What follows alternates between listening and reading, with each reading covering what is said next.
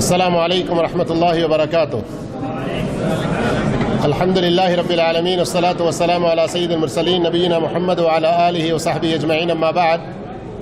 محترم معزز ساتھیوں، مثالی مسلمان اس اہم عنوان کے تحت مثالی مسلمان باپ خاص طور پر اور والدین اپنے بچوں کے ساتھ کیسے رہیں، ان کو دائیں ہاتھ سے ہی کھانے پینے کی عادت ڈالیں، یہ بھی ایک بات اس میں شامل ہے اور یہاں بھی نصیحت ہے۔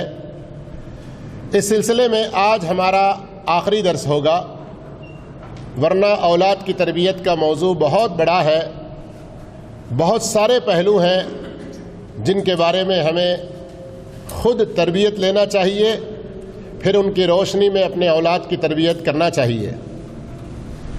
تو آج دو چھوٹے عنوانوں پر آپ سے گفتگو ہوگی۔ پہلا عنوان ہوگا اولاد کے درمیان میں عدل قائم رکھیں۔ لفظ مساوات استعمال ہوتا بہت ہے، لیکن شیخ ابن عثیمین رحمہ اللہ فرماتے ہیں مساوات کا یہ لفظ اسلام میں نہیں ہے، مساوات کا یہ لفظ اسلام میں نہیں ہے، اسلام میں عدل ہے۔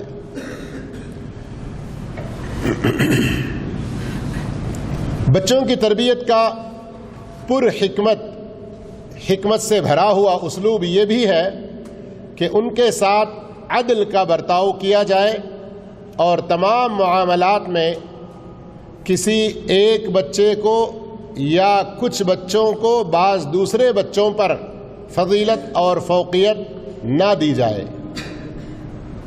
اس لیے کہ اولاد کی تربیت کرتے ہوئے جب بچے اپنے اور اپنے بھائیوں کے درمیان میں عدل محسوس کریں گے کہ ہمارے والدین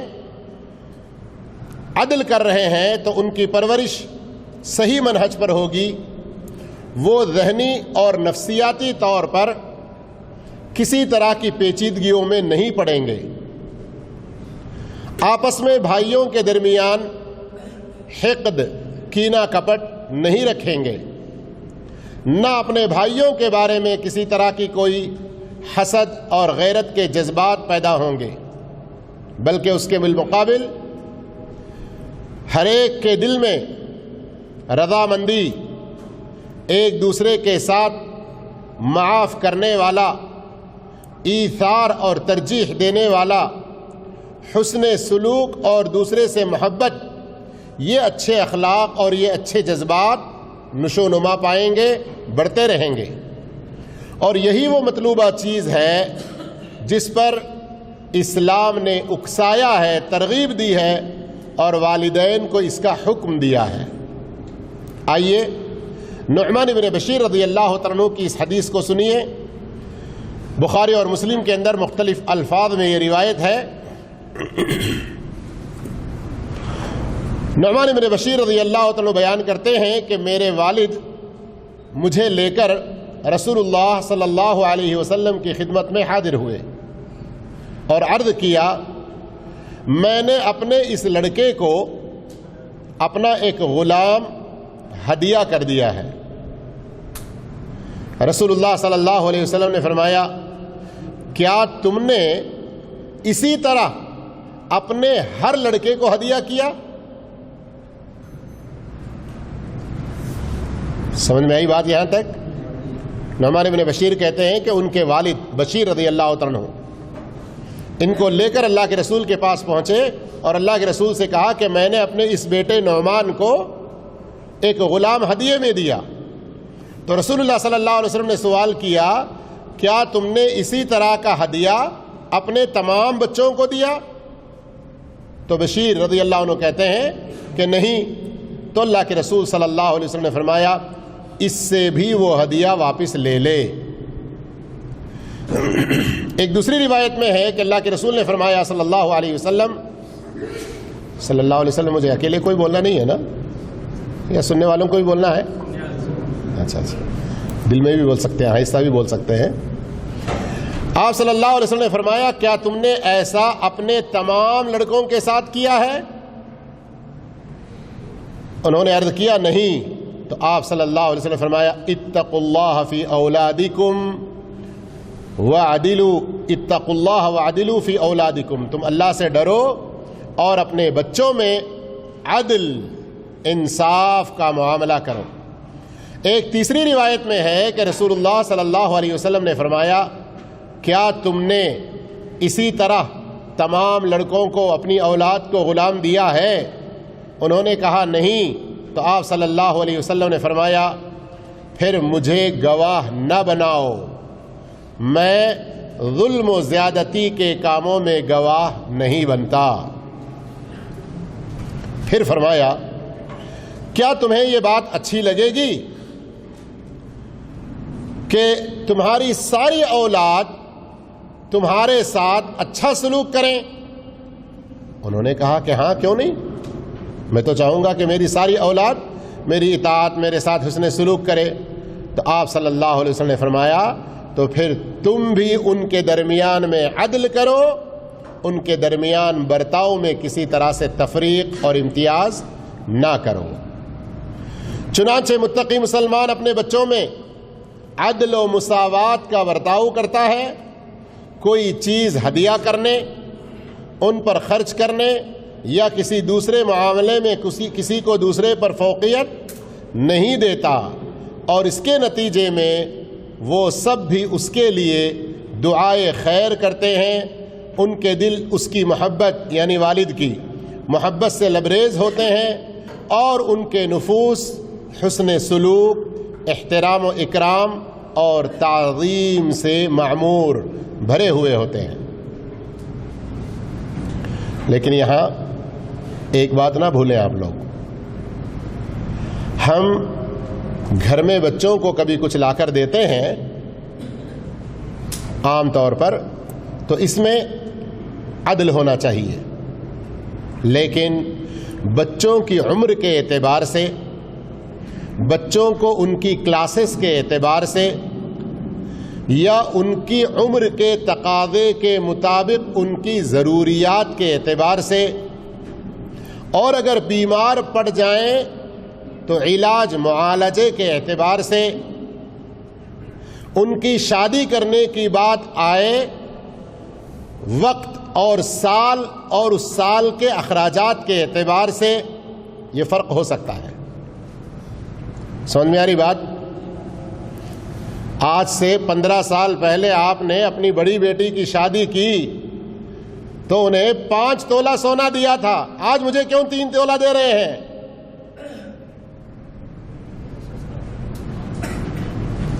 تو حالات، اس وقت جو مادی حالت تھی، اس وقت کی جو کمائی تھی باپ کی، اس وقت جو ان کی پوزیشن اچھی تھی، طاقتور صحت مند زیادہ تھے، اب 15 سال کے بعد ذرا سفیدی بڑھ گئی، بڑھاپا آ گیا، کمائی کم ہو گئی، تو یہ حالات کے اعتبار سے اخراجات ہیں۔ لیکن پھر وہی دعوتوں کا کبھی لے لیں، 15 سال پہلے بیٹی کی شادی میں 10,000 روپے میں دعوت ہو گئی، رخصتی ہو گئی، سب ہو گیا، کھانا پینا، آج لاکھ میں بھی ہوگا۔ ویسے بیٹی کی شادی کرتے ہوئے دعوت دینا کوئی سنت نہیں ہے، اس حقیقت کو نہ بھولیں، آج کل اسے بڑا فیشن بنا لیا گیا ہے۔ ایک بچہ بیمار ہوا، اس کے لیے لاکھوں خرچ ہوئے، اور ایک بچے کو معمولی سر درد، کچھ کبھی پیٹ میں درد، بخار وخار آیا تو لے گئے، 1,000-2,000 روپے میں ختم ہو۔ اس بچے کے علاج کے ٹائم پہ لاکھ روپیہ آپ نے لگایا تھا، مجھے دے دیں بقیہ 98,000 تاکہ عدل کرو بچوں میں، صحیح ہے؟ ایک بچہ آپ کا پڑھ رہا ہے 5ویں کلاس میں، اس کے syllabus books, note, pen, uniform اس کی کم عمری کے اعتبار سے کم خرچہ ہوگا۔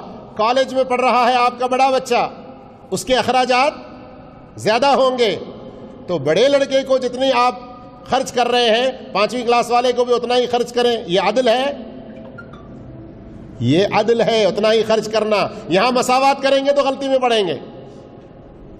سمجھ میں آ رہی بات؟ یہاں لگتا ہے تھوڑا سا کنفیوز ہو گئے آپ لوگ۔ کالج میں پڑھنے والا بچہ اس کے خرچے زیادہ ہوں گے، فیس وغیرہ سب زیادہ ہوں گے. 5ویں کلاس میں پڑھنے والا بچہ، اس کے فیس وغیرہ سارے اخراجات کم ہوں گے. تو یہ عدل ہے، یعنی جس کو جس موقع پر جیسی ضرورت ہے ویسا خرچ کرنا. یہ کوئی ہدیہ نہیں ہے کہ برابر کریں. ہاں، عید کے موقع پر میں اپنے بچوں کو ہدیہ دینا چاہتا ہوں، تو آپ دودھ پیتے بچے کو بھی 100 ریال دے رہے ہیں، بڑے کو بھی 100 ریال دیجئے، بڑے کو 100 دے رہے ہیں، چھوٹے کو بھی دیجئے. ارے چھوٹے کو کیوں دوں بھائی 100 ریال میں؟ نہیں، یہاں عید کا ہدیہ آپ دے رہے ہیں، آپ کو عدل کرنا ہے. ارے بڑے بچے کو ذرا زیادہ دے دیتے ہیں، اچانک کچھ کام بولے، وہ جا کر کچھ سامان بھی لے کے آ جاتا ہے، وہ خرچے، وہ آپ 1000 ریال دے دیں، مشکل نہیں کہ بیٹا آج عید ہے، گھر میں مہمان بھی آئیں گے، رکھو پیسہ، اچانک کچھ بھی ضرورت پڑے گی تو تم سامان لے کر آؤ گے. فرق سمجھ رہے ہیں نا؟ ضرورت کے تحت کچھ دینا اور ہدیہ سمجھ کر سارے بچوں کے ساتھ، ان دونوں کے فرق کو سمجھیں. جہاں جیسی ضرورت وہاں اسلام کے مطابق خرچ کرنا، یہ حقیقی عدل ہے. ہم یہاں مساوات کرنے بیٹھیں گے تو بڑی غلطی میں پڑیں گے. آخری آج کے سبق میں ہمارا عنوان ہے اولاد کے اندر بلند اخلاق و کردار پیدا کرنے کی ذمہ داری ماں باپ کی ہے، کہ اپنی اولاد کے اندر اخلاق، کردار، اچھے کیریکٹر کے حوالے سے بھی ان کو سمجھائیں، نصیحتیں کریں.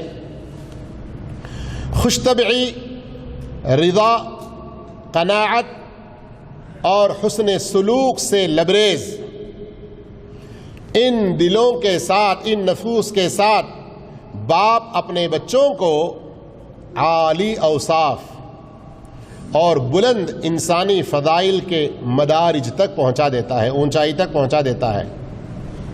وہ اپنی اولاد میں دوسروں سے محبت کرنے، کمزور لوگوں کے ساتھ مہربانی سے پیش آنے، رشتہ داروں کے ساتھ صلہ رحمی کرنے، بڑوں کا احترام کرنے، چھوٹوں کے ساتھ رحمت و شفقت کا برتاؤ کرنے، خیر اچھے کام سے راحت حاصل کرنے، لوگوں کے درمیان عدل و انصاف کی اشاعت کی رغبت رکھ کرنے، اور اسی طرح کے دیگر بلند اخلاق کی نشو نما کرتا ہے.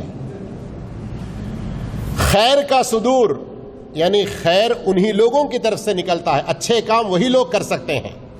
یہ مطلب خیر کا صدور انہی لوگوں سے ہو سکتا ہے جو اس سے سیراب ہو چکے ہوں، مگر جو شخص خود اس سے تہی دامن ہو، اس سے اس کی کیا توقع کی جا سکتی ہے؟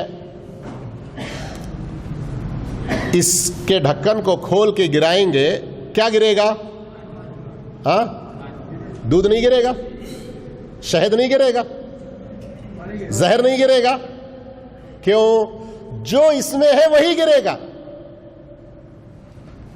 سمجھ رہے ہیں نا؟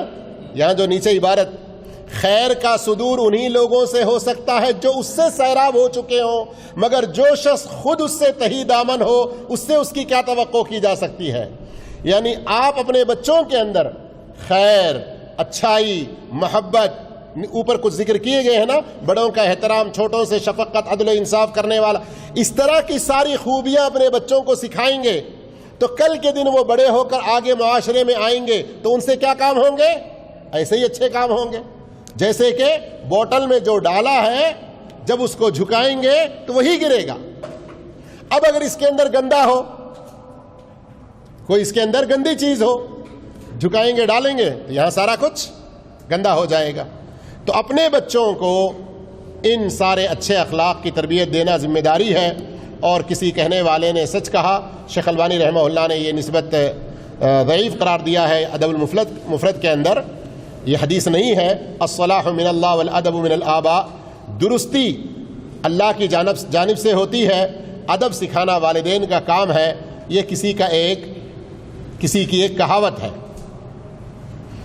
باشعور مسلمان باپ کو معلوم ہوتا ہے کہ کیسے اپنے بیٹوں کے دلوں میں داخل ہوں اور کس طرح پسندیدہ مثالی نمونہ خوش اخلاقی، حسن معاشرت، دیکھ بھال، رحمت، تواضع، کشادہ روی، محبت، اہتمام، حوصلہ افزائی، شفقت و مہربانی، عدل و مساوات، خیر خواہی، رہنمائی اور دیگر تربیت کے پر حکمت اسالیب کو اختیار کر کے نرمی، غور کریں یہاں پر، نرمی اور سختی کے امتزاج کے ساتھ،